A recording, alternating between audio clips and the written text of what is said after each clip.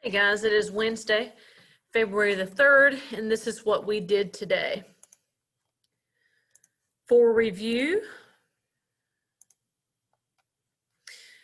I asked the class this question. So you've got iPhones, their sales have decreased drastically from 2020 to 2021, causing Apple to lower their prices. This is describing what kind of market. This would be a buyer's market because the prices are low or the prices are decreasing. So our favorite time to buy as buyers or as consumers is when the prices are cheap.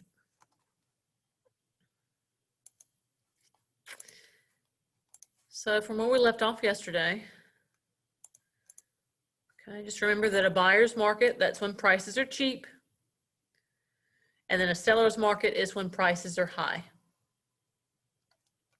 With the stock market, bull market, horns are going up. Bear market, claws down. We did actually do some examples with investing in stock this morning. So if you missed today's class, you'll have to ask me because we had some good stuff. We looked at investing in Apple, Amazon, Nike, and Walgreens. That was fun. And remember this graph, this is a bear market because this stock graph is going down and it is in red.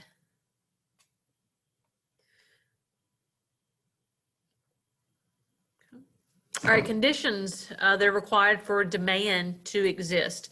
So things that have to exist in order for us to want something. We have to have a desire. So this little Scentsy spray, I wanted my room to smell nice, so I bought it. Buying power, I did have enough money to buy it. Now, I couldn't buy all of them. I had to choose 4 because they're expensive. I spent 30 bucks for 4 of these because I always can't get what I want because I'm a teacher. So I had to give up some of my buying power. That was my opportunity cost. I had to give up something else that I wanted to buy for 30 bucks for some Scentsies.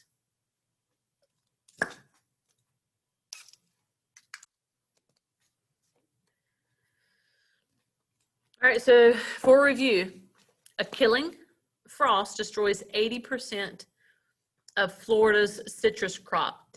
Citrus would be oranges, lemons, and limes.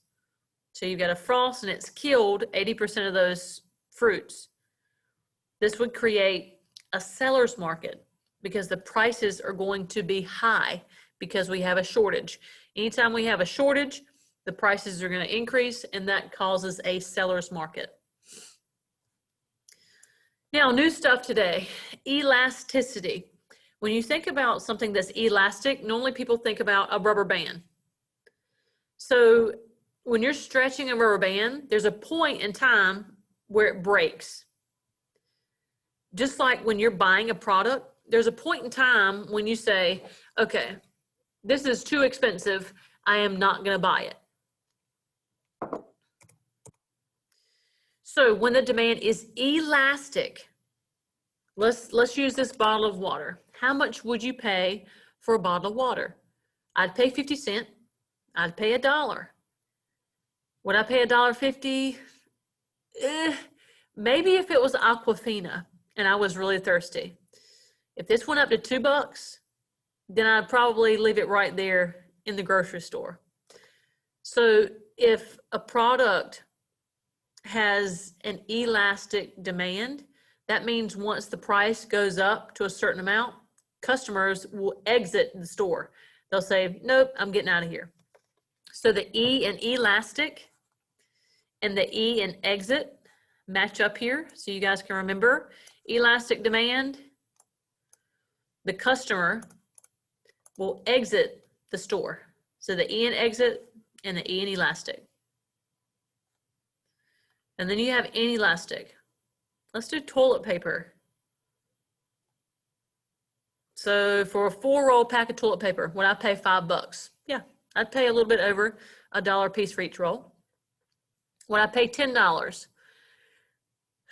I might would start looking for some alternatives, maybe some baby wipes. But if all that stuff increases, then more than likely, we're probably not going to have the choice but to buy it anyway. Kind of like milk. We're probably going to buy milk, even if the price goes up. We're probably going to buy gas if the price goes up. Just like a lot of our food products, bread, eggs, we're probably going to continue to buy it, even if the price increases. So with inelastic demand, just like the IN in inelastic, the customer stays inside the store and buys it anyway. So regardless of how much the price increase, the customer still buys the product. So price too high, elastic demand, getting out of here. Inelastic, I need it, I'm willing to pay a higher price for it, so I'm going to stay inside the store in elastic demand. And a lot of you guys are still missing this question, so let's look at it. So you've got Apple, they're increasing their prices all the time. So when Apple increases their prices, what are they going to do? They're going to keep making iPhones. They're going to increase their supply. Now, if the price decreases, so if prices of cell phones are decreasing, then Apple's not going to make as many cell phones. So if the prices are decreasing, then they're going to decrease supply.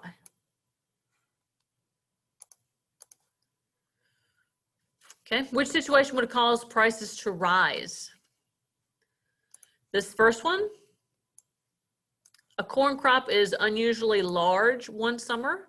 Remember, if you have a lot of something out there, the price is probably going to be low. So it's not A. Insects destroy a large cotton crop.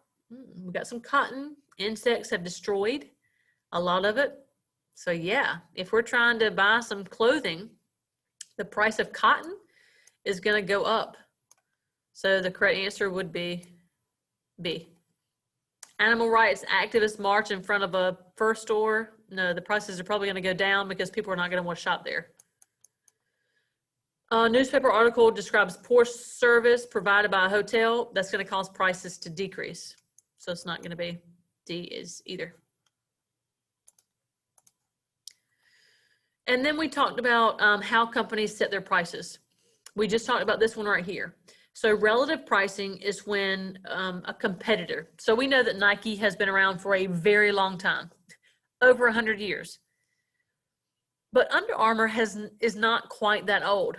So when Under Armour started competing with Nike, they set their prices to be relative, to be similar to those of Nike. So when you guys are trying to buy a new pair of shorts, athletic shorts, or a t-shirt, when you guys see a Nike t-shirt or a Nike pair of shorts and Under Armour right beside each other, then you'll shop and you'll say, do I want Nike? Do I want Under Armour? Okay. So their prices are relative to force customers to have to pick one or the other, normally based on price. And that's what we covered today. Go into Canvas, do your exit ticket. Remember your dream vacation project. Really quick, just to make sure you guys are aware.